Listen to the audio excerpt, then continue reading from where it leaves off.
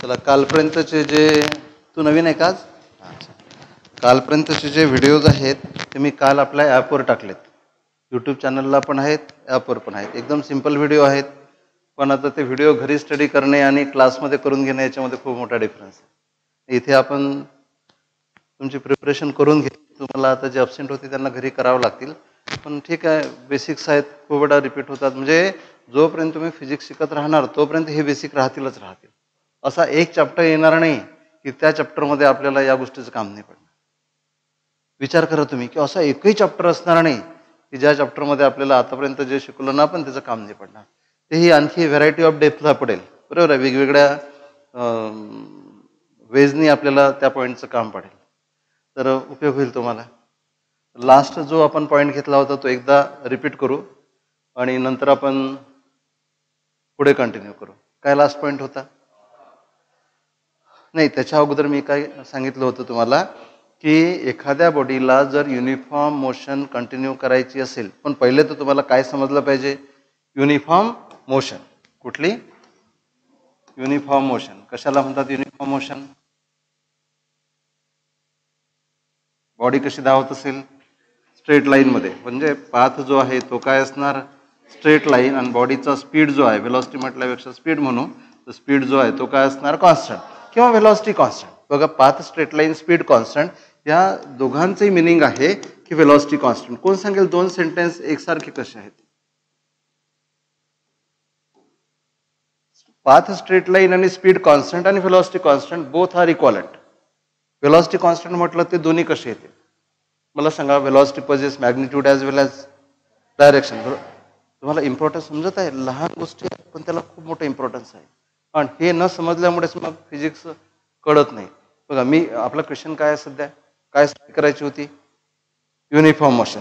Uniform motion मी तुम्हाला दोन प्रकारे सांगितले. पहिलं कसं सांगितलं की हा जो पार्टिकल आहे कसा धावत आहे? स्ट्रेट लाईनमध्ये. त्या पार्टिकलचं स्पीड कॉन्स्टंट आहे हे म्हणा, किंवा याला ऑर तुम्हाला काय म्हणता येईल? त्या पार्टिकलची व्हेलॉसिटी कॉन्स्टंट आहे. व्हेलॉसिटी कॉन्स्टंटमध्ये हे दोन्ही सेंटेन्स कसे येतात? व्हेलॉसिटी जी आहे, velocity possesses magnitude as well as direction. Velocity vector quantity आहे, वेक्टर क्वांटिटी आहे, त्यामुळे व्हेलॉसिटीला काय असणार? मॅग्निट्यूड आणि डायरेक्शन. लक्ष द्या आता. व्हेलॉसिटीची जी मॅग्निट्यूड आहे त्यालाच तुम्ही काय म्हणता? स्पीड. मी व्हेलॉसिटीला काय असणार? स्पीड आणि डायरेक्शन. हे झाले व्हेलॉसिटी. पण तुम्हाला जर व्हेलॉसिटी कॉन्स्टंट पाहिजे, व्हेलॉसिटी जर कॉन्स्टंट पाहिजे तर स्पीडही कसा लागेल? कॉन्स्टंट. आणि डायरेक्शन कशी लागेल? सेम. आणि सेम डायरेक्शन फक्त तेव्हाच असते जेव्हा पाथ काय असतो? Straight line. पाथ जर कव्हर झाला तर प्रत्येक पॉईंटला डायरेक्शन काय झाली? चेंज झाली. समजलं का? म्हणून व्हेलॉसिटी ज्यावेळेस तुम्ही कॉन्स्टंट म्हणता, व्हेलॉसिटी कॉन्स्टंट आहे याचा अर्थ स्पीड कॉन्स्टंट आहे, पाथ सेम आहे. सेम आहे म्हणजे स्ट्रेट लाईन आहे. म्हणून तुम्ही युनिफॉर्म व्हेलॉसिटी म्हटलं तरी चालेल. युनिफॉर्म व्हेलॉसिटी म्हणजे स्पीडही कॉन्स्टंट, डायरेक्शन तीच. किंवा तुम्ही असंही म्हटलं तरी चालेल की particle moving in a straight line with constant speed. अशा प्रकारच्या मोशनला काय म्हणतात? Uniform motion. आणि मी महत्त्वाचा पॉईंट सांगितला होता, कुठली युनिफॉर्म मोशन कंटिन्यू करण्यासाठी, ही युनिफॉर्म मोशन जर तुम्हाला कंटिन्यू करायची आहे तर फोर्सची गरज असते का? Need of force. No force is needed to continue the uniform motion. बरोबर आहे. युनिफॉर्म मोशनसाठी बरोबर आहे, नो नीड ऑफ फोर्स. फोर्सची काही नीड नाही आहे. बरोबर आहे. जिथे फोर्सच लागत नसतील तिथे डिस्प्लेसमेंट असं, म्हणजे डिस्प्लेसमेंट जरी असलं तरी फोर्सच नसेल तिथे वर्क असणार नाही. बरोबर आहे ना? या केसमधलं वर्डन काय असणार? 0. बरोबर आहे. किंवा इथे एनर्जी कंझ्युम होणार नाही. जर बॉडी एका सरळ रेषेमध्ये धावत असेल, no energy is needed to move the body in straight line. बरोबर आहे. म्हणून आपल्याला काय म्हणतात येणार? No energy is needed. Energy needed नाही आहे याचा अर्थ होईलची गरज नाही आहे. समजलं का? पण हे तुम्हाला कुठे ऑब्झर्व होईल माहिती आहे का? तुम्ही जर स्पेसमध्ये गेलात, स्पेसमध्ये असं विचार करा की ग्रॅव्हिटेशन नाही आहे कुठेच. ना सनचं ग्रॅव्हिटेशन आहे ना मूनचं असं इमॅजिन करा. बरोबर आहे. ग्रॅव्हिटेशन नाही आहे. अर्थात ग्रॅव्हिटेशनमुळे ते बॉडी तिकडे ओढल्या जाणार. पण ग्रॅव्हिटेशन जर नसेल, अगदी फ्री ऑफ ग्रॅव्हिटेशन स्पेस असेल, कुठलाच अडथळा नसेल, एक ऑब्जेक्ट घेतलं, एक पेन्सिल घेतली आणि त्या पेन्सिलला तुम्ही टिचकी मारली, पेन्सिल वेगाने धावायला लागली, ते धावतच राहणार, धावतच राहणार. No energy is needed to continue the motion of the pencil. समजलं का? म्हणून युनिफॉर्म मोशनला कंटिन्यू करण्यासाठी कुठल्याही फोर्सची गरज नसते, कुठल्याही वर्कची गरज नसते. No energy is needed at all. बरोबर आहे. पण मी तुम्हाला सांगितलं होतं की अर्थवर असं होत नाही. पेन घ्या बरं, त्याबरोबर टिचकी, तो चालत राहतो का? नाही. मग इथे अर्थवर आपल्याला मोटरसायकल चालवायची असेल तर फ्युएलची गरज आहे, फॅन चालवायचं असेल तर इलेक्ट्रिसिटीची गरज आहे. व्हाय? या क्वेश्चनचा आन्सर सांगितलं होतं. कोण सांगेल? येस. हा, अर्थवर काय होते की ज्यावेळेस बॉडीज मूव्ह होतात, बरोबर आहे, ज्या डायरेक्शनने बॉडी मूव्ह होतात त्याच्या अपोजिट डायरेक्शनने फ्रिक्शनल फोर्सेस असतात आणि त्या फ्रिक्शनल फोर्सेसच्या अगेन्स्टच फक्त आपल्याला वर्क करावं लागते. बॉडीला कंटिन्यू ठेवण्यासाठी कुठल्याही वर्कची गरज नाही. जेवढं फ्रिक्शनल फोर्स जेवढा आहे तेवढाच तुम्हाला फोर्स अप्लाय करावा लागते आणि बॉडी मोशनमध्ये राहत. कळलं का? सो आपण जे वर्क करत असतो ते अगेन्स्ट फ्रिक्शनल फोर्स करत असतो. समजलं का तुम्हाला? काहींना समजलं नसेल. बघा, समजा ही बॉडी आहे आणि ही धावत आहे, बरोबर आहे. तर जिकडे बॉडी मूव्ह होणार फ्रिक्शनल फोर्स त्याच्या अपोजिट असतो. इकडे काय असणार? फ्रिक्शनल फ्रिक्शनल फोर्स असेल. कुणीकडे असेल? जिकडे बॉडी धावते त्याच्या अपोजिट. फ्रिक्शनल फोर्स नेहमी कुणीकडे असतो माहिती आहे का? जिकडे बॉडी घसरणार त्याच्या अपोजिट असतो. बॉडी जर समोर जात असेल तर फ्रिक्शनल फोर्स मागे असेल, बॉडी जर मागे जात असेल तर फ्रिक्शनल फोर्स समोर असेल. Direction of frictional force is always opposite to the direction of motion. बरोबर आहे. हा पेन आहे, मी खाली ओढत असणार फ्रिक्शनल फोर्स अपवर्ड असेल, मी पेनला वर लोटत असणार तर फ्रिक्शनल फोर्स डाऊनवर्ड असेल. बरोबर आहे. पाल भिंतीवर चढताना पाहिलं असेल, बरोबर आहे. तर पाल खाली घसरू शकते तिच्या वेटमुळे, पण फ्रिक्शनल फोर्स असणार अपवर्ड डायरेक्शन. जिकडे घसरत असेल, घसरणे म्हणतो मी, जिकडे घसरत असेल त्याच्या अपोजिट, मोशनच्या अपोजिट म्हणण्यापेक्षा घसरण्याच्या अपोजिट असतो फ्रिक्शनल फोर्स. बरोबर आहे. आणि ज्यावेळेस बॉडीज हवेमध्ये धावतात त्यावेळेस फ्रिक्शन होते ना एअर सोबत. जमिनीवर धावत असणार तर जमीन सोबत होणार. आणि त्या फ्रिक्शनमुळे काही एनर्जी खर्च होते. फक्त तेवढी एनर्जी भरून काढायची असते. त्यासाठी तुम्हाला कशाची गरज असते? वर्कची गरज असते किंवा फ्युएलची गरज असते. समजलं का? कोणी तुम्हाला विचारलं तर बरोबर सांगता येईल का? कसं सांगाल? ठीक आहे, बॉडी धावत आहे, बॉडी धावत आहे म्हणजे एअर सोबत जमीन सोबत काय होत आहे? फ्रिक्शन होत आहे. त्या फ्रिक्शनमुळे काही एनर्जी खर्च होत आहे, पण बॉडीचे मोशन तर कंटिन्यू ठेवायचे आहे. मग जेवढी एनर्जी खर्च झाली ती जर भरून नाही काढण्यात आली तर मोशन कमी कमी होत जाणार. म्हणून मोशन जर कंटिन्यू ठेवायची असेल, युनिफॉर्म मोशन, तर जेवढी एनर्जी फ्रिक्शनच्या अगेन्स्ट वेस्ट झाली असेल तेवढी एनर्जी काय करायची? ऍड करायची. तरच ती मोशन काय होणार? कंटिन्यू राहणार. म्हणून अर्थवर किंवा कुठल्याही प्लॅनेटवर जिथे ॲटमॉस्फिअर आहे किंवा जिथे फ्रिक्शन आहे तिथे विदाऊट फ्युएल वर्क होऊ शकत नाही किंवा विदाऊट फ्युएल मोशन कंटिन्यू होऊ शकत नाही. कळलं का? असंच तुम्हाला सांगितलं होतं कुठल्या मोशनसाठी? रोटेशनल मोशनसाठी. इथे म्हणू आपण uniform rotational motion. Uniform rotational motion समजते का तुम्हाला?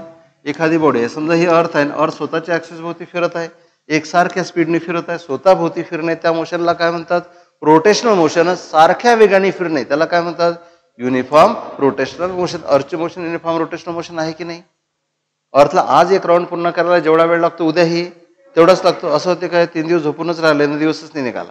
बरोबर आहे. प्रत्येक वेळेस मोशन पूर्ण करायला टाइम कसा लागतो? सेम टाइम सेम लागतो. याचा अर्थ अर्थचा स्वतःभोवती फिरण्याचा स्पीड सेम आहे आणि स्पीड सेम असेल, डायरेक्शनही सेम आहे, एकाच डायरेक्शनने फिरत राहते. म्हणून अर्थची मोशन कोणती आहे? Uniform rotational motion. आणि युनिफॉर्म रोटेशनल मोशनला सुद्धा कंटिन्यू करण्यासाठी कुठल्याही टॉर्कची किंवा कुठल्याही वर्कची गरज नसते.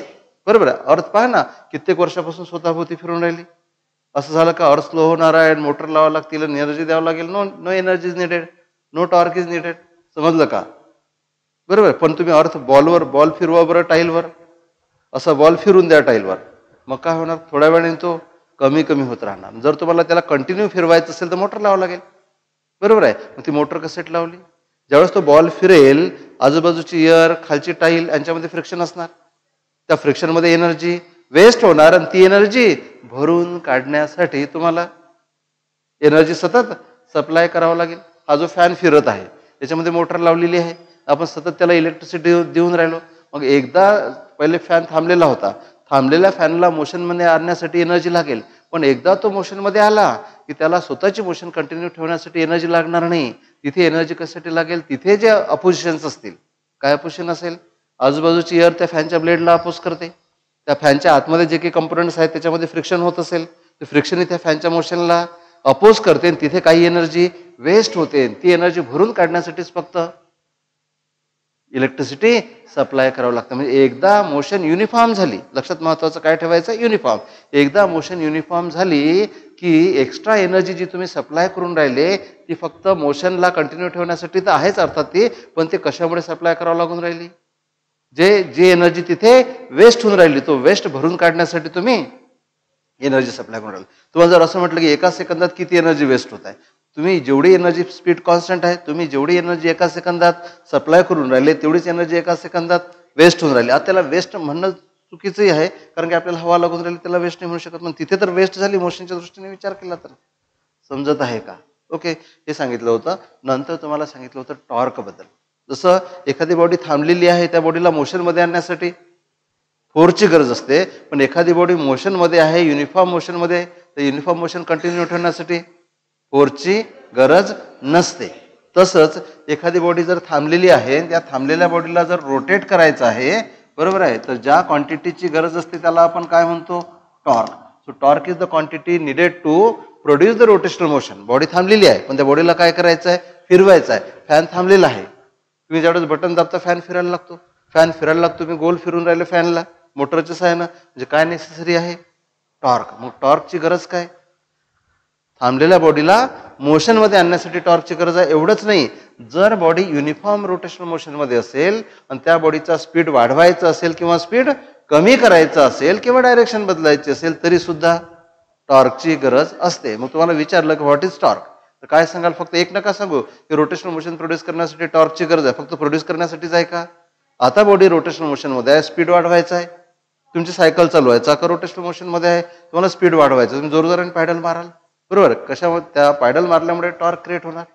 तुमची व्हेकल जोराने चालू आहे पण तुम्हाला थांबवायची आहे, तुम्ही ब्रेक लावाल, ब्रेकमुळे सुद्धा टॉर्क प्रोड्यूस होणार. म्हणून टॉर्कची गरज काय?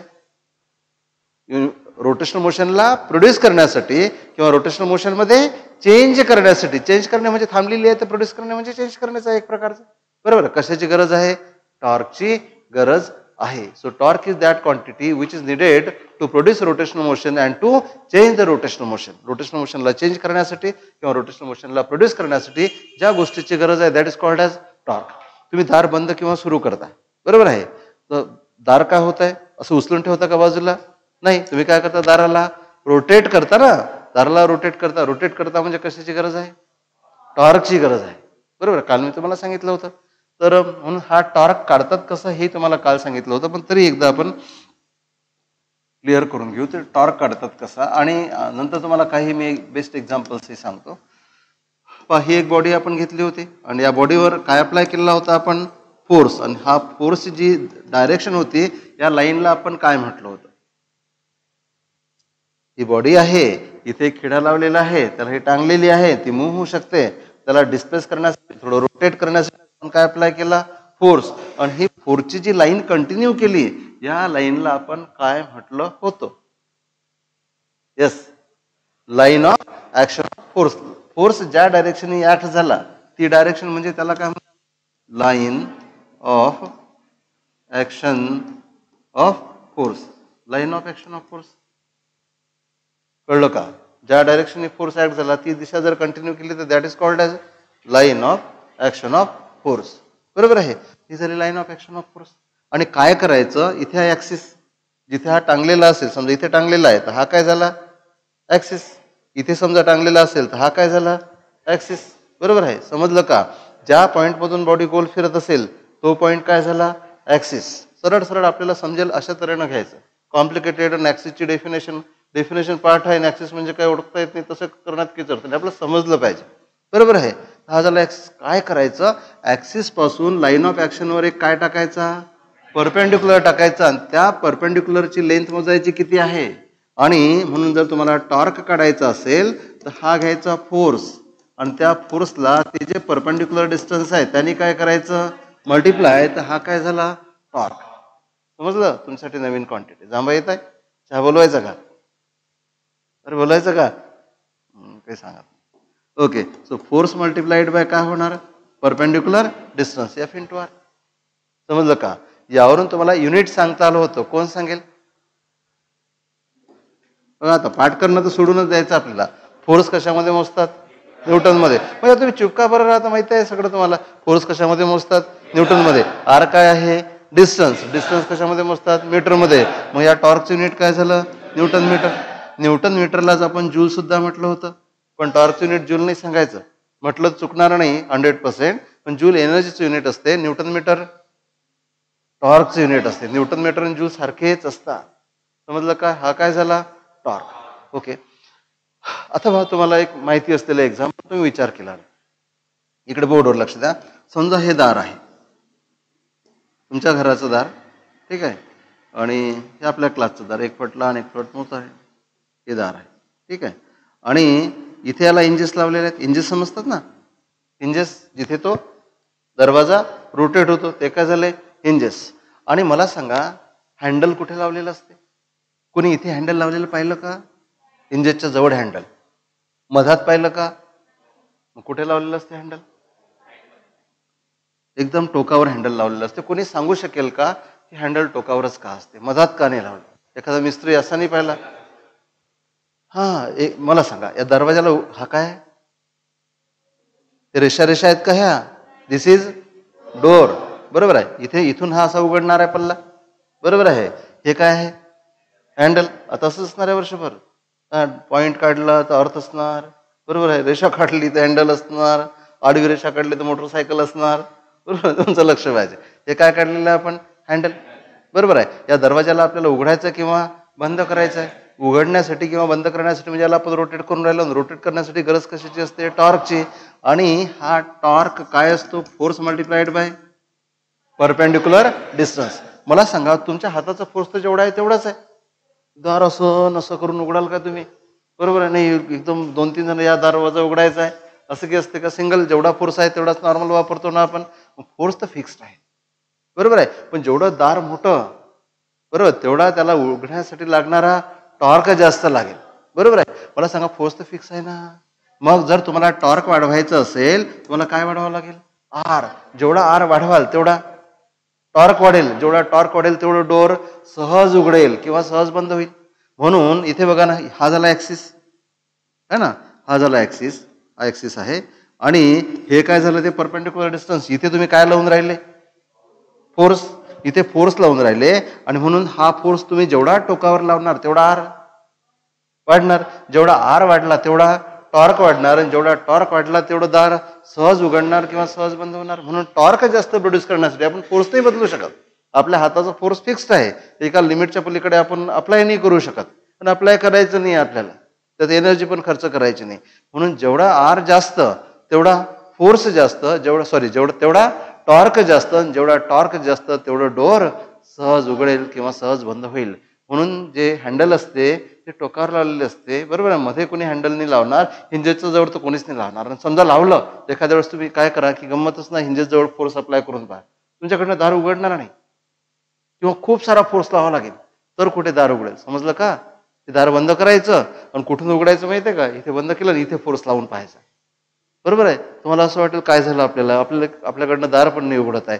पण दार उघडण्यासाठी फोर्सची गरज नव्हती. मेन जी क्वांटिटी होती ती होती टॉर्क. तुम्ही फोर्स लावून राहिले, पण फोर्स थोडा ना पाहिजे. उघडण्यासाठी काय पाहिजे? टॉर्क पाहिजे. आणि तुम्ही आर वापरला कमी. त्यामुळे टॉर्क झाला कमी. आणि तो टॉर्क सफिशियंट नसेल टू ओपन द डोर. बरोबर आहे. म्हणून तुम्ही काय करणार? हात इकडे घेणार. जेवढा इकडे घेणार तेवढा. हे सब आता बघ, सगळ्या गोष्टी मॅथमॅटिकल आहेत. हिस्ट्री जिओग्राफी सारखं नाही आहे. पूर्ण मन टाकावं लागते. जेवढा तुम्ही इथे फोर्स इकडे घेणार तेवढा आर. अबे, इथे लावला फोर्स, नंतर इथे लावला, नंतर इथे लावला, नंतर इथे लावला, नंतर इथे लावला. जेवढा तुम्ही फोर्स इकडे लावणार, समजून राहिलं, तेवढा आर काय होत जाणार? अरे इथून हे अंतर काही जण सांगूनच नाही राहिले यार, मला समजून नाही राहिलं. मला सांगा, हा झाला हे डोर आहे ना, हे नाही तर मग हे रांगोळी समजून राहिले काय रेषेत बोट घालून राहिले. ठीक आहे. ही ऍक्सिस आहे. तुम्ही इथे फोर्स अप्लाय केला तर आर कमी आहे. एवढ्या अंतराला मी आर म्हणत आहे. काही जण म्हणत असते आर इतकं काढला, इथे दाखवून राहिले. अबे, इथून इथपर्यंत जे अंतर आहे दॅट इज आर. नाही, वेगवेगळे प्रॉब्लेम असतात. आणि एक आपण मिसकन्सेप्शन करून घेतलं की कसं ह्याला आर म्हटलं नाही, इकडे कसं काय?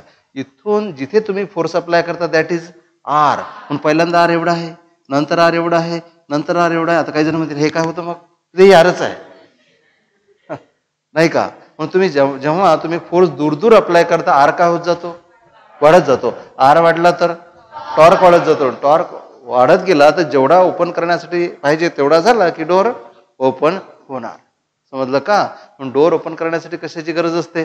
टॉर्क. हे एक घेतलं होतं, एक एक्झाम्पल राहिलं होतं सांगायचं. समजलं? कळते का? मला सांगा, एक भला मोठा दगड आहे. आणि हा असा जमिनीवर पडलेला आहे आणि हा उचलायचा आहे है ना. तर मग काय 100 जण बोलवायचे का दगड उचलण्यासाठी. मग तो तो जो उचलणारा असेल तो काय करणार, त्याच्याकडे एक रॉड असेल, तो रॉड याच्या खाली घालणार, थोडंसं अंतर घेणार जमिनीमध्ये रॉडमध्ये, आणि हा रॉड जेवढा लांब तेवढं त्या दगडाला उचलणं सोपं जाणार. त्याच्याजवळ रॉड नका देऊन एवढासा तुकडा दे जो त्याला म्हणा उचलून दाखवा. काय झालं इथे सांगा बरं. त्या दगडाला तुम्ही रोटेट करून राहिले, उचलून थोडं ना राहिले. उचलण्यासाठी काय लागते, फोर्स. रोटेट करण्यासाठी काय लागते, टॉर्क. या दगडाला तुम्ही असं करण्याचा प्रयत्न करून राहिले ना, म्हणजे काय करून राहिले तुम्ही, त्या दगडाला रोटेट करून राहिले. रोटेट करण्यासाठी फोर्स तर पाहिजेच असते. रोटेट करण्यासाठी गरज कशाची असते, टॉर्कची. आणि टॉर्क काय असते, फोर्स इंटू परपेंडिक्युलर डिस्टन्स. मग हा जिथून रोटेट होत असेल तिथे काय झाला, ऍक्सिस. आणि इथे तुम्ही फोर्स लावून राहिले, वर उचलून राहिले.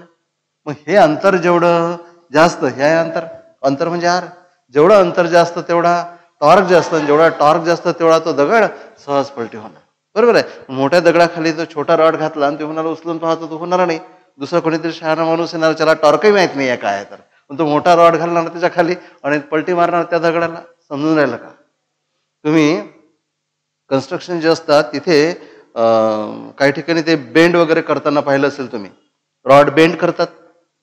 रॉड आहे ना, बेंड करतात. बेंड करण्यासाठी असं हाताने बेंड होतं का, त्यांच्याकडे तेच डिव्हाइस असते. त्याची लांबी जेवढी जास्त, जेवढा बार मोठा असेल ते लांब डिव्हाइस आणतात त्याला बेंड करायला. तुम्हाला कदाचित माझं बोलणं समजत नसेल, कारण तुम्ही तेवढं कन्स्ट्रक्शन पाहिलं. मोठा बार आहे आणि बार बेंड करायचं काम पडते. बारीक बार बेंड करायचं असेल तर छोटे डिव्हाइस असते, त्याच्यामध्ये टाकलं की असं ओढलं की बार बेंड होते. पण जाड बार बेंड करायचा आहे तो मोठं, म्हणजे ते तोललं पाहिजे म्हणून मोठं नाही आहे. टॉर्कची गरज जास्त असते, त्यामुळे त्याची आर जास्त पाहिजे असते. आर जास्त असण्यासाठी ते मोठं डिव्हाइस आणतात आणि त्या रॉडला बेंड केलं जाते. बरोबर आहे. बेंड करणं म्हणजे एक प्रकारचं रोटेट करणं आहे. रोटेट करण्यासाठी काय लागणार, टॉर्क. पॉईंट क्लिअर झाला का. पण जे मी आतापर्यंत सांगितलं याला म्हणतात टॉर्क. पण जर का तुम्हाला नळ सुरू किंवा बंद करायचं आहे, काल तुम्हाला सांगितलं होतं, परत एकदा सांगत आहे, नळ सुरू किंवा बंद करायचं आहे, असं एका बोटाने करता का तुम्ही. टेलिफोनचं डायल थोडं नाही ते जुने.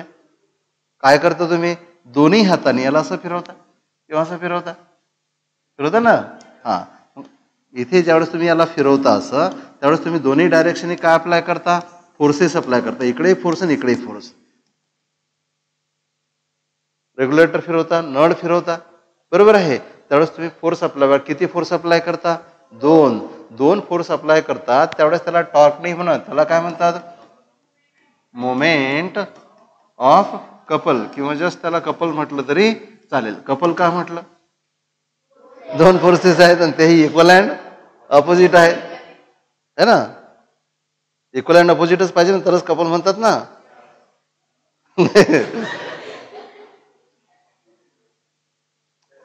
म्हणजे मुलगा मुलगी असेल, आई बाबा असतील, कोणी असू द्या, बरोबर आहे. प्राणी असतील, पण दोन एकाच जातीचे असले तरच कपल म्हणतात ना. एक घोडा आहे दुसरा कुत्रा आहे, त्याला कपल म्हणतात का, नाही म्हणत. म्हणून कसे लागतील, दोघांचे नेचर कसे पाहिजेत, दोन्ही इक्वल पाहिजेत आणि अपोजिट. कुत्रा आणि घोडा थोडं चालणार, बरं. दोन्ही कुत्रे चालतील, दोन्ही घोडे चालतील, दोन्ही ह्युमन बिईंग चालतील, समजलं का, तरच कपल म्हणता येते ना. पॉईंट क्लिअर तर पाहिजे, असं कळलं का. पण दोन फोर्सेस पाहिजेत, कसे पाहिजेत, इक्वल अँड अपोजिट. ते जर दोघांनी मिळून त्या बॉडीला रोटेट करत असतील तर they produce moment of couple. आणि हे कसं काढायचं, जसं आपण टॉर्क, त्यालाही टॉर्कनेच दाखवतात, इथे कसं काढायचं कोण सांगेल. या दोन पैकी कुठलाही एक फोर्स घ्या आणि या फोर्सला, ऐका बरोबर, या फोर्सला कशाने मल्टिप्लाय करा. ही झाली पहिल्या फोर्सची लाईन ऑफ ऍक्शन, ही झाली दुसऱ्या फोर्सची लाईन ऑफ ऍक्शन. यांच्यामधलं डिस्टन्स मोजा, रॅडियस नका मोजू, नाही तर मग हा इथून रोटेट होत आहे, ही झाली रॅडियस. तुम्ही सांगितलं होतं ऍक्सिस पासून मोजायला, मी सांगितलं होतं ऍक्सिस पासून मोजायला, पण ज्यावेळेस एक फोर्स लावतात त्यावेळेस सांगितलं होतं. ज्यावेळेस दोन फोर्स लावतात त्यावेळेस ऍक्सिस पासून मोजायला नव्हतं सांगितलं. हा पेन आहे, मी असा टर्न केला, इथून नाही अंतर मोजायचं, असा टर्न केला, या बोटाने मी खाली लोटत आहे, या बोटाने मी वर लोटत आहे, ही एक लाईन ऑफ ऍक्शन झाली, ही एक लाईन ऑफ ऍक्शन झाली. या दोन लाईन ऑफ ऍक्शन मधलं परपेंडिक्युलर डिस्टन्स मोजायचं, समजलं का. आणि त्या परपेंडिक्युलर, या फोर्सला त्या परपेंडिक्युलर डिस्टन्सने मल्टिप्लाय केलं की काय मिळणार, टॉर्क म्हटलं तरी चालेल, आपण टॉर्कच म्हणतो त्याला, पण that is moment of couple. समजलं. असे दोन प्रकारचे टॉर्क असतात. युनिट डायमेन्शन, युनिट वगैरे तेच असणार, न्यूटन मीटर, डाईन सेंटीमीटर, कळलं का. इथपर्यंत आपण घेतलं होतं. त्यानंतर इम्पल्सही आपलं झालं. आता बघा बॉडी आता रोटेट व्हायला लागल्या. अगोदर बॉडी सरळ धावत होत्या आहे ना, आता बॉडी रोटेट व्हायला लागली. आता बॉडी जर रोटेट व्हायला लागली तर परत आपण रोटेशनल मोशनकडे वळूया. पहा, लक्ष द्या. जसं तुम्हाला लिनियर मोमेंटम माहित आहे. काय लिनियर मोमेंटम कोण सांगेल कशाने दाखवतात? अरे लिनियर मोमेंटम कशाने दाखवतात? हाताने, पायाने, बोटाने? अरे लिनियर मोमेंटम कशाने दाखवतात? लिनियर मोमेंटम एलनी किंवा एमनी नाही. लिनियरचा एल, मोमेंटमचा एम. पीनी. लिनियर मोमेंटम कशाने दाखवतात? पीनी. पीनी. पी आय नाही. कशाने दाखवतात? बायलेटर पी. ओके, तर लिनियर मोमेंटम दाखवतात पी. ओके, आणि लिनियर मोमेंटम म्हणजे काय असते ते नका विचारू, नाही का? तुम्ही शिकवलं तर खरी, पण आमच्या डोक्यात काही नाही आहे. कोण हे असलं पाहिजे. तुम्ही काय करा, आता शॉर्ट नोट्स काढा. मी आज व्हिडिओ जे अपलोड केलेले आहे मी आपल्या ॲपवर आणि यूट्यूब चॅनलवरही आहेतच. तुम्ही एकदम शॉर्टकट नोट्स तयार करून घ्या त्याच्या सगळ्याच्या. कशापासून? डिस्टन्स, डिस्प्लेसमेंट, सगळं सगळं सगळं सगळं. ओके, काय असते लिनियर मोमेंटम? मास इंटू व्हेलॉसिटी. हॅलो, काय असते? हां, लिनियर मोमेंटम असते मास इंटू व्हेलॉसिटी. बॉडी जर सरळ रेषेमध्ये धावत असेल किंवा टर्नही होत असेल तरी त्या बॉडीला लिनियर मोमेंटम असते. ज्या बॉडीला व्हेलॉसिटी आहे त्या बॉडीला लिनियर मोमेंटम आहे. आणखी एक मोमेंटम असते, that is called as angular momentum. काय? Angular momentum. आणि आता ही कशाने दाखवायची? ही दाखवतात एलनी. कशाने दाखवतात? एल. तुम्हाला हे तर कुठंच मॅच नाही होऊन राहिलं. लिनियरमध्ये एल असायला पाहिजे, नाही का? आणि अँग्युलरमध्ये एल आला. ते स्टँडर्ड सिम्बॉल आहेत. खूप खूप त्याला लॅटिन वगैरे भाषेमध्ये असं काही असू शकते आय थिंक. त्यामुळे ते असेल कदाचित. बरोबर, त्याच्याकडे आपण काही जाणार नाही, एवढं महत्त्वाचं नाही. ते तुमच्या पाठ होणार. बरोबर आहे. 2 महिने झाले की हे सगळे सिम्बॉल तुमच्या पाठ होणार. आणि सिम्बॉल्सला फिजिक्समध्ये अनन्यसाधारण महत्व आहे. अनन्यसाधारण, एक्स्ट्रा ऑर्डिनरी. बरोबर आहे. सिम्बॉल समजलेच पाहिजेत. सिम्बॉल दिसला तर बोलला पाहिजे तुमच्यासोबत गुरगुर गुरगुर. बरोबर आहे. काय सांगून राहिला तर. नाही तर मग पी दिसला आणि तुम्ही पी पीच एबीसीडीतला पी. नो. अरे तुम्हाला तुमच्या डोक्यात मोमेंटम चालू आहे, पी बोलला पाहिजे. P is linear momentum. P equal to mass into velocity. दुसरं काय सांगितलं? Angular momentum. आता बघा, ज्या ज्या क्वांटिटीज लिनियर मोशनमध्ये आहेत, माऊली लक्ष द्या, ज्या ज्या क्वांटिटीज, मन न लागणं मोठा रोग आहे ना, आणि हा संसर्गजन्य पण आहे. संसर्गजन्य समजते ना? एकाचं मन नाही लागलं, त्याने हालचाल सुरुवात केली की दुसऱ्याची लागत नाही, तुझी हालचाल त्याच करते. बरोबर आहे. शेवटी कोरोना पूर्ण जगभर पसरला. बरोबर आहे. असंही क्लासभर पसरू शकते. तर आम्ही आहोत कंट्रोल करायला. तर नाही का गौरी? काय म्हटलं मी? ज्या ज्या क्वांटिटीज लिनियर मोशनमध्ये आहेत त्याच क्वांटिटीज रोटेशनल मोशनमध्ये आहे. जसं पहा ना, की लिनियर मोशन प्रोड्यूस करण्यासाठी कशाची गरज होती? फोर्सची. रोटेशनल मोशन प्रोड्यूस करण्यासाठी टॉर्कची. तसं प्रत्येक quantity, linear kinetic energy, rotational kinetic energy. Linear velocity, angular velocity. Rotational म्हणजे अँग्युलर. समजलं? तर प्रत्येक गोष्ट जी लिनियरमध्ये आहे ती रोटेशनल मोशनमध्ये आहे. बरोबर आहे. तर आपल्याला काय काढायचं आहे? Angular momentum. अँग्युलर मोमेंटम काढायची पहा कशी. ओके, समजा मी असं विचार करतो, समजण्यासाठी सांगतो तुम्हाला, की एक दोरा आहे, दोऱ्याला एक पार्टिकल बांधलेला आहे आणि तुम्ही फिरून राहिले. हॉरिझॉन्टल सर्कलमध्ये म्हणा किंवा व्हर्टिकल सर्कलमध्ये म्हणा. हॉरिझॉन्टल सर्कलमध्ये जर तुम्ही याला फिरवत असाल तरच तुम्ही याला कॉन्स्टंट स्पीडने फिरवू शकता. आणि जर का तुम्ही याला असं उभं फिरवत असाल, you can not revolve the particle with constant speed. कारण ज्यावेळेस तो खाली येणार ना, ग्रॅव्हिटी त्याला खाली ओढेल तर स्पीड वाढेल. ज्यावेळेस तो वर जाणार ना, ग्रॅव्हिटी त्याच्या स्पीडला अपोज करेल तर स्पीड कमी होणार. म्हणून असं जर फिरवायचं असेल तुम्ही सारख्या वेगाने फिरू शकत नाही, दोऱ्याला जर तुम्ही दगड बांधला तर. बरोबर आहे. डिस्क असेल तर ती फिरू शकते, डिस्क. बरोबर आहे. पण दोऱ्याला दगड बांधला तुम्हाला मी सारख्या वेगाने फिरून राहिलो, नो. प्रत्येक वेळेस टाइम सारखा लागू शकते, पण खाली येताना स्पीड वाढेल, वर जाताना स्पीड कमी होईल, अँड सो ऑन. असं होत राहणार. समजलं का? पण जर तुम्ही त्याला असं हॉरिझॉन्टल फिरवलं तर मात्र you can revolve the particle with constant speed. किती लहान लहान गोष्टी आहेत बघा, आपण ऑब्झर्व केलेलं नसतं. हे सगळं कॉमन सेन्स आहे. कित्येक वर्षापासून आपण फिरवत आलो असे, दोऱ्याला दगड बांधून खेळलो नाही आपण, नाही का? येस. आता बघा, याला तुम्ही हॉरिझॉन्टल सर्कलमध्ये फिरून आले. जरी मी व्हर्टिकल काढला, पण आहे कोणता? हॉरिझॉन्टल सर्कल आहे. या पार्टिकलचं व्हेलॉसिटी आहे व्ही. या पार्टिकलची लिनियर मोमेंटम काय होणार? P equal to M V. जी डायरेक्शन व्हेलॉसिटीची तीच डायरेक्शन लिनियर मोमेंटमची. लिनियर मोमेंटम समजलं का? लिनियर मोमेंटम कशी काढायची? त्या पार्टिकलच्या व्हेलॉसिटीला त्या पार्टिकलच्या मासनी व्हेलॉसिटीला मासनी मल्टिप्लाय. शब्द समजले पाहिजेत, पूर्ण मन ओतावं लागते. काय काढायचं आहे? Linear momentum. पीनी दाखवले लिनियर मोमेंटम कशी काढतात? व्हेलॉसिटीला मासनी मल्टिप्लाय केलं तर काय मिळाले तुम्हाला? Linear momentum. याची डायरेक्शन कोणती असेल?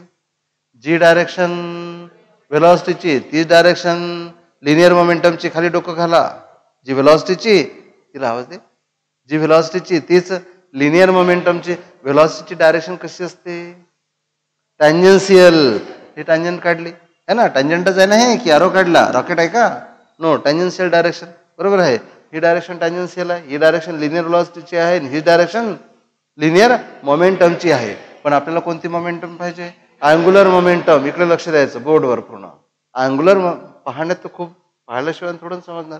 आणि अँग्युलर मोमेंटम काढताना काय करायचं? लिनियर मोमेंटमला जिथून तो पार्टिकल फिरत असेल त्या ऍक्सिस पासून लिनियर मोमेंटमची जी लाईन आहे त्या परपेंडिक्युलर डिस्टन्सनी मल्टिप्लाय करायचं. म्हणून अँग्युलर मोमेंटम काढताना काय करायचं? Linear momentum. बरोबर आहे. Linear momentum multiplied by perpendicular distance. हेच तर केलं होतं यार तुम्ही. टॉर्क काढताना काय केलं होतं? Force multiplied by perpendicular distance. Force असतो लिनियर मध्ये, टॉर्क असतो रोटेशनल मोशन मध्ये. इथेही तेच केलं तुम्ही. Angular momentum equal to linear momentum into perpendicular distance है ना. म्हणून लिनियर मधल्या क्वांटिटीला परपेंडिक्युलर डिस्टन्सने मल्टिप्लाय केलं की अँग्युलर मधली क्वांटिटी मिळते. एवढंच काय? एक व्हेलॉसिटी असते म्हणतात अँग्युलर व्हेलॉसिटी. लिनियर व्हेलॉसिटी काय असते? व्ही. आणि व्हीला आरने मल्टिप्लाय केलं की अँग्युलर व्हेलॉसिटी मिळते. म्हणजे ह्या कोणत्या क्वांटिटीज आहेत? Angular. Angular velocity, torque, angular momentum. इथे ह्या क्वांटिटीज इथं आर आहे. हे लिनियर मोमेंटम, फोर्स आणि लिनियर व्हेलॉसिटी. म्हणजे राईटकडे लिनियर क्वांटिटीज आहेत. लिनियर क्वांटिटीजला आरने मल्टिप्लाय केलं की अँग्युलर क्वांटिटी मिळते. समजण्यासाठी सांगतो. लिनियर ऍक्सलरेशन असते ए. लिनियर ऍक्सलरेशनला आरने मल्टिप्लाय केलं की अँग्युलर ऍक्सलरेशन मिळते. सिम्बॉल तुमच्यासाठी नवीन आहेत, पण एक गोष्ट लक्षात घ्या. ह्या क्वांटिटीज लिनियर मोशन मधल्या आहे. Linear velocity, linear acceleration, force आणि लिनियर मोमेंटम आहे ना, सर्व काही लिनियर. हे काय आहे? Linear velocity. हे लिनियर ऍक्सलरेशन, हा फोर्स लिनियर मोशन मध्ये असतो. आणि हे काय झाली? Linear momentum. त्याला परपेंडिक्युलर डिस्टन्सने मल्टिप्लाय केलं की तीच क्वांटिटी मिळते, फक्त अँग्युलर. ही लिनियर व्हेलॉसिटी, ही अँग्युलर व्हेलॉसिटी. हे लिनियर ऍक्सलरेशन, हे अँग्युलर ऍक्सलरेशन. हे लिनियर मोमेंटम, ही अँग्युलर मोमेंटम. फक्त असं नाही म्हणत लिनियर फोर्स आणि अँग्युलर फोर्स. लिनियर फोर्स म्हणजे फोर्स आणि अँग्युलर फोर्स म्हणजे टॉर्क. म्हणून जी क्वांटिटी लिनियर आहे त्याला आरने मल्टिप्लाय केलं की तीच क्वांटिटी मिळते, पण अँग्युलर. मग हे काय झालं? Linear velocity. आरने मल्टिप्लाय केलं तर काय मिळालं? Angular velocity. हे काय झालं? Linear acceleration. आरने मल्टिप्लाय केलं तर काय मिळालं? Angular acceleration. ही काय झाली? Linear momentum. आरने मल्टिप्लाय केलं तर काय झालं? Angular momentum. एफ काय झाला? फोर्स लिनियर मोशन मध्ये. ज्याला आरने मल्टिप्लाय केलं तर बॉडी गोल फिरायला लागले. काय तयार झाला? टॉर्क. रिलेशन समजलं का? म्हणजे ज्या क्वांटिटीज लिनियर मध्ये आहेत त्याच क्वांटिटीज अँग्युलर किंवा रोटेशनल मोशन मध्ये आहे. त्या लिनियर क्वांटिटीला आरने मल्टिप्लाय केलं की रोटेशनल मधली क्वांटिटी मिळते. कळलं? पण आपल्याला सध्या इकडे एवढं डिटेल्समध्ये काही जायचं नव्हतं, पण तरी तो विषय निघाला तुम्हाला सांगितलं. म्हणून काय करायचं? लिनियर मोमेंटमला परपेंडिक्युलर डिस्टन्सने मल्टिप्लाय करायचं. परपेंडिक्युलर डिस्टन्स कुठलं? लिनियर मोमेंटमची काढायची लाईन है ना. आणि त्या लाईनला एक ऍक्सिस पासून काय टाकायचा? परपेंडिक्युलर. ते असणार परपेंडिक्युलर डिस्टन्स. ही काय झाली? Angular momentum. आता अँग्युलर मोमेंटम एल, म्हणून एल बरोबर काय लिहिता येणार? लिनियर मोमेंटम काय असते? M V. आणि इथे काय लिहिता येणार? आर. कोणी सांगेल का युनिट? याचं पहिलं सांगा. याचं युनिट सांगा. एम काय आहे? मास. मासचं युनिट. व्ही काय आहे? त्याचं युनिट मीटर पर सेकंड. म्हणजे युनिट काय येणार? KG metre per second. Okay. आता इथे सांगा बरं, कोण सांगेल? लोक. आता बघा, बोलायचं कामच नाही पडलं पाहिजे. एम काय आहे? मास. व्ही काय आहे? आर काय आहे? Perpendicular distance. मग युनिट विचारला चुपचाप राहायची गरज नाही, ते सगळ्यांना सांगता आलं पाहिजे. कसं करायला तयार? अरे एम काय आहे? एम काय आहे? मास. कशामध्ये मोजतात? केजी मध्ये. मग केजी लिहा यार. व्ही काय आहे? कशामध्ये मोजतात? मग इथे मीटर पर सेकंड लिहा. आर काय आहे? डिस्टन्स. कशामध्ये मोजतात? मीटरमध्ये. इथे मीटर लिहा. मग काय करा? केजी मीटर स्क्वेअर पर सेकंड. हे झालं युनिट. युनिट तर बिलकुल पाठ करायचं नाही. त्यांना लक्षात ठेवलं युनिट काय असते, युनिट काय असते. मूर्ख समजायचं. युनिट काय असते विषयच नाही, फॉर्म्युला काय असते. फॉर्म्युला समज नाही. असे आहेत नमुने नाही, युनिटही पाठ करतात. सगळं काही पाठच करतात. सगळं पाठ. रिझल्टच्या वेळेस सपाट. बरोबर आहे. मग पाठ करायची गरजच नाही भासली पाहिजे. तुम्हाला असं आतून समजलं पाहिजे काय करायचं है ना. तुम्ही सांगा युनिट पाठ करायची गरज आहे का यार? किती युनिट पाठ होतील? 1000 युनिट आहेत. मी तर पागल झालो असतो पाठ करू करू. बरोबर आहे. 2-4 बॅचेस झाल्यानंतर सुट्टी झाली असते. पाठ करायची गरजच नाही आहे. काहीच पाठ करायची गरज नाही. सगळी गोष्ट अशी अंडरस्टँड होत गेली पाहिजे. ओके. तर समजलं? काही जण कसं पाहिजे म्हणून राहिले, समजून नाही राहिले. कोणती कोणती क्वांटिटी? पहिले कोणती क्वांटिटी पाहिली? Linear momentum. मास इनटू व्हेलॉसिटी. युनिट सांगितलं ना. मग युनिट म्हटलं की तुमचं लक्ष कुठे गेलं पाहिजे? फॉर्म्युल्याकडे. Formula mass into velocity. Unit विचारलं, मासचं युनिट, व्हेलॉसिटीचं युनिट काय? मीटर पर सेकंड म्हणून युनिट काय झालं? KG metre per second. काही जण माहिती आहे काय करतात? पहा किती हुशार. M V. एम म्हणजे मीटर. एम मीटर नाही आहे. हा तर फॉर्म्युला आहे. फॉर्म्युल्यामधला एम मास असतो, युनिट मधला एम मीटर असतो. फॉर्म्युल्यामधला एस डिस्प्लेसमेंट असतो, युनिट मधला एस सगळी खिचडी करून टाकतो. मग तर चुकणारच आहे नाही का. एम तर फॉर्म्युल्यामध्ये असणार, एम युनिट मध्ये. फॉर्म्युल्यामधला एम मास, युनिट मधला एम मीटर. फॉर्म्युल्यामधला एस डिस्प्लेसमेंट, युनिट मधला एस सेकंड. तेवढं तर भान ठेवायचं. हा तर फॉर्म्युला आहे ना. मग एमचा एमच लिहून राहिले, व्हेलॉसिटी मात्र त्यांना सुचून राहिली मीटर पर सेकंड. ओके. इथे एम लिहून टाकला, एम एम सोपं. व्हेलॉसिटी किती? Metre per second. घ्या मीटर स्क्वेअर पर सेकंड. हे तर कशाच युनिट नाही नाही का. म्हणून बेकार काम पाठ करणारांचं नाही. तुम्ही जाऊ द्या आता. ठीक आहे. हे कोणतं युनिट झालं? SI unit. सीजीएस युनिट लागत असेल तर किलोग्रामच्या जागी ग्रॅम, मीटरच्या जागी सेंटीमीटर, त्याचा स्क्वेअर आणि पर सेकंड. समजलं ना. तो ग्रॅम सेंटीमीटर स्क्वेअर पर सेकंड. काही हे ट्रेस देऊन लक्षात ठेवतात. पण हे वेगळं हे वेगळं आहे का? हे माहिती आहे, हे माहितच आहे. यावरूनच हे मिळालं. हे काय झालं? Angular momentum. कळलं का? काय काय पाहिलं आपण? कालचं आपण रिवाइज केलं. सगळ्यात महत्वाचा कॉन्सेप्ट, मोशन कंटिन्यू ठेवण्यासाठी फोर्सची गरज नाही. युनिफॉर्म मोशन कंटिन्यू ठेवण्यासाठी फोर्सची गरज नाही. Rotational motion, uniform rotational motion continue ठेवण्यासाठी टॉर्कची गरज नाही. पण मोशन बदलायची असेल तर फोर्सची गरज आहे. आणि रोटेशनल मोशन बदलायची असेल तर टॉर्कची गरज आहे. फोर्स काय असतो? Mass into acceleration. फोर्स काय असतो? फोर्स असतो मास इनटू ऍक्सलरेशन. आणि टॉर्क काय असतो? Force into perpendicular distance. बरोबर आहे. नंतर आलो आपण अँग्युलर मोमेंटम कडे. लिनियर मोमेंटम काय असते? Mass into velocity. Linear momentum असल्याशिवाय अँग्युलर मोमेंटम असणार नाही. कारण की लिनियर मोमेंटमला परपेंडिक्युलर डिस्टन्सनी मल्टिप्लाय केलं की काय मिळते? Angular momentum. लिनियर मोमेंटमला परपेंडिक्युलर डिस्टन्सनी मल्टिप्लाय केलं की अँग्युलर मोमेंटम मिळते. So linear momentum M V, त्याला आरनी मल्टिप्लाय केले की काय मिळणार? Angular momentum. समजलं? युनिट तर फॉर्म्युल्यावरून काढताच येत. कळलं का? ओके. तर आज एवढाच टाइम भेटला आपल्याला. खूप काही आहे पण हळूहळू घेतलेलंच बरं राहील. मजा नाही येऊन राहिली का तुम्हाला? काहीच तर पाठ करायची गरज नाही यार. पण तुम्ही थोडंसं रिवाइज तर करून येत चला. थोडंसं जर रिवाइज कर.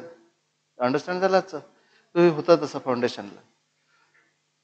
कळलं का? सोपं आहे. आणि एक लक्षात ठेवा, बेसिक तुमचं क्लिअर झालं तुम्हाला एंटायर फिजिक्स सोपं वाटणार. फक्त काय करायचं, ज्यावेळेस ना आम्ही शिकवतो त्यावेळेस तुमची ऍक्टिव्हिटी नाही पाहिजे. बोलणं, लक्ष न देणं, इकडे तिकडे पाहणं, हे असलं की मग ना एककडे चेनला चेन लटकून राहिलो आपण. वरती एक चेन लटकवली, त्याच्यानंतर दुसरी, त्याच्यानंतर तिसरी. बरोबर आहे असे. आणि काही जण मधातली चेन गायब, म्हणून ती लटकून का नाही राहिली? तुमची लटकणारच नाही, तुम्ही लटकणार. कळलं का? म्हणून ना कडी ना कडी आपल्याला जोडायची आहे. त्यासाठी ना पूर्ण प्रत्येक शब्दाकडे गोष्टीकडे लक्ष पाहिजे. टेन्शन घ्यायची गरज नाही. ओके, चला थँक्यू व्हेरी मच. तर व्हिडिओ तुम्हाला पाहायला मिळतील, अगोदरचे पाहून घ्याल तुम्ही.